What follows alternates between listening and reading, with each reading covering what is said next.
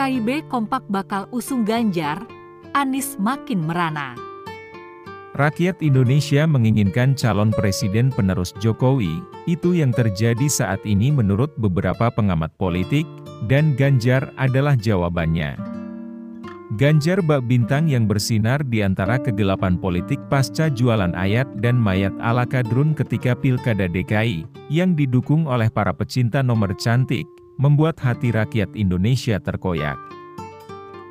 Tapi kegemilangan Ganjar tidak membuat surut PDIP untuk mencalonkan Puan sebagai putri ketum, maju sebagai bakal calon presiden usungan dari PDIP.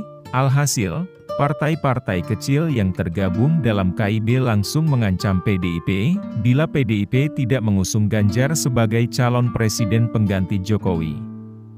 Ketua DPP Partai Amanat Nasional, PAN, Bima Arya Sugiarto, mengatakan Koalisi Indonesia Bersatu, KIB, mempertimbangkan dengan serius sosok Ganjar Pranowo sebagai capres yang diusung pada 2024.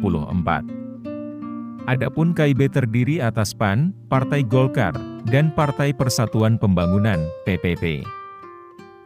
Bima menjelaskan, partainya telah membuka keran komunikasi informal dengan Ganjar. Sementara di internal PAN dan PPP nama Ganjar juga sudah mencuat sebagai capres. Kendati demikian, mengingat Ganjar masih kader Partai Demokrasi Indonesia Perjuangan, PDIP, Bima menyebut bakal menunggu keputusan internal PDIP. Kita masih menunggu keputusan PDIP seperti apa. Mas Ganjar juga belum bersikap.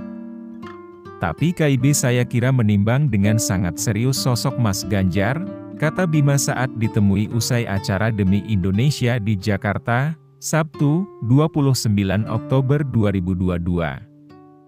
Dikutip dari Tempo.co, kita sebagai rakyat tidak begitu paham dengan apa yang terjadi di kalangan elit politik.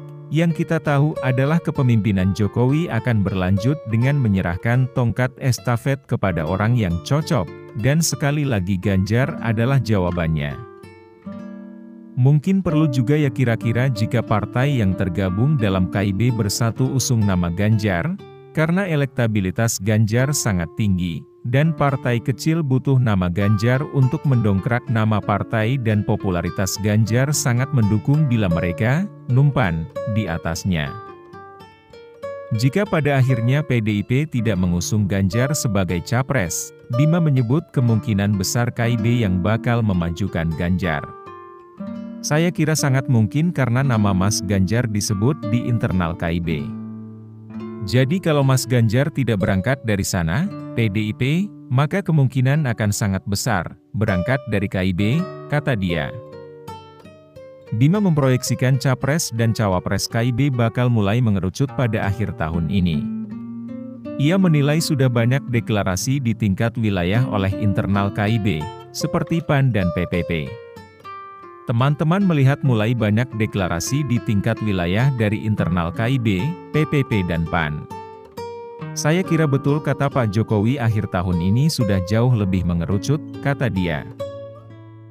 Nama Ganjar Pranowo populer di internal PAN sebagai capres yang dijagokan pada 2024.